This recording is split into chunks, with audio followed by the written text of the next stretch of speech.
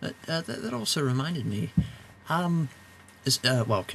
In his final, while wrapping up his review, Confused Matthew displayed a quote from, read out a quote from Arthur C. Clarke. I believe it was along the lines of, if you've completely understood 2001: A Space Odyssey, then we've failed. We intended to raise more questions than we answered.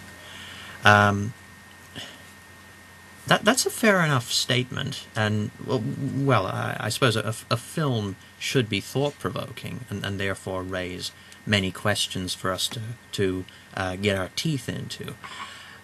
But at the same time, as we've both demonstrated, the film does have meanings to be discussed, which Confused Matthew outright denied.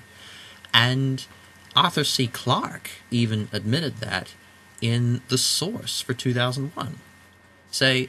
Confused Matthew did not acknowledge the meaning of the monolith at all, and yet within the source short story, The Sentinel, the monolith's significance was... the story basically beat you over the head with its significance. This monolith... the role of the monolith as a signal of humankind's advancement to another world was retained into the movie. So, I suppose Arthur C. Clarke, he did in fact endorse, through that short story, he did endorse a clear meaning from 2001. Yeah. And that leads us into crap floating in space. Yeah. I want to start this off with a quote from Stanley Kubrick, who I think would be a little more authoritative than Arthur C. Clarke, as maybe Arthur C. Clarke pretty much just wrote the book, and the movie was entirely Kubrick's baby. Yeah. Although, here's what. I believe Arthur C. Clarke and Stanley Kubrick co-wrote. Both wrote the screenplay. But, beyond that, Arthur C. Clarke didn't have much to do with it. Yeah. Go on. Kubrick says, I don't like to talk about 2001 too much because it's essentially a nonverbal experience. It attempts to communicate more to the subconscious and to the feelings than it does to the intellect. I think clearly there's a problem with people who are not paying attention with their eyes.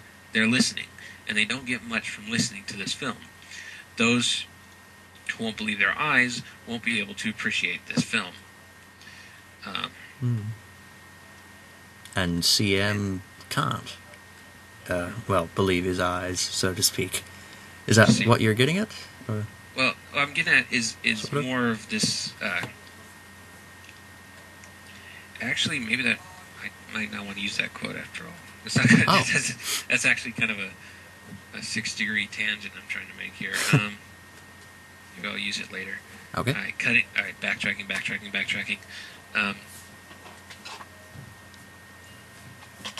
One of the things Confused Matthew commented on about the crap floating in space stuff, he said something to the effect of, I know you people think this is unfair because I'm muting the music, but if I want to listen to goddamn music, I'll listen to goddamn music. But? Which makes me question if Confused Matthew even knows what films are. if he'd rather films have remained in the silent era. Which would have been fun, I suppose. There were a lot of good silent films. Like Metropolis. But my point is, films have been largely the combination of, images and sound, and most of the time that's images and music. And the way I see those scenes in space, when you got that classical music going, is it's less plot, and it's not plot, it's not narrative, it's not character development. What it is more of a ballet. It's more of these, it's kind of like a segment out of like Fantasia or something, where you mix the mixture of images and music are meant to create sort of I'm not sure how you describe it, like it plays more to like inner feelings and all that stuff. I'd agree with that. It plays more to, I'm not sure how to describe it because I'm not exactly an art major per se, but those kind of scenes pull much more out of ballet and more symbolic dance, symbolic uses of music combined with images, and that's something Confused Matthew doesn't seem to appreciate. Yes, he doesn't seem to appreciate. Not even if it wasn't a ballet scene, he doesn't seem to appreciate the atmosphere. That scenes can be there just to establish atmosphere, can be there just to establish mood. They don't need to move things forward, and there's a point to that.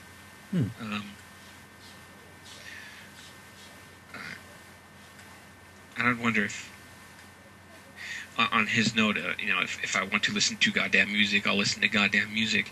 If he'd have preferred to watch those scenes without music. I do doubt it.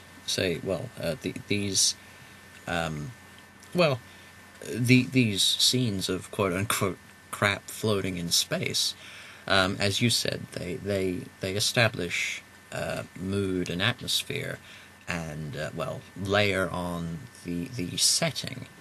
But Confused Matthew can't seem to appreciate them for their idle beauty, I suppose. They do depict temporary characters, such as say Haywood Floyd, going from point A to point B, but this passage from point A to point B is still a journey, which does still imply. Well, it's executed with such finesse and and realism that it comes across as a journey, and therefore it still has its place in a film. Sure. And I'd really like to hear Confused Matthew's opinions on similar scenes. His main problem in this film are these long scenes where, quote-unquote, nothing happens. And I'd be curious to hear his opinions on films like, say, Lawrence of Arabia, where there are scenes in that where Lawrence and his guide are at a well in the middle of the desert, and they spot a figure on the distance, and the scene is just them kind of really nervous as the spot gets bigger, and it eventually reveals that it's a rider in black, and the guide is really nervous. And I guess there's a little more going on in that than crap floating in space, but it's crap riding along the desert, I suppose. That's how he'd see it.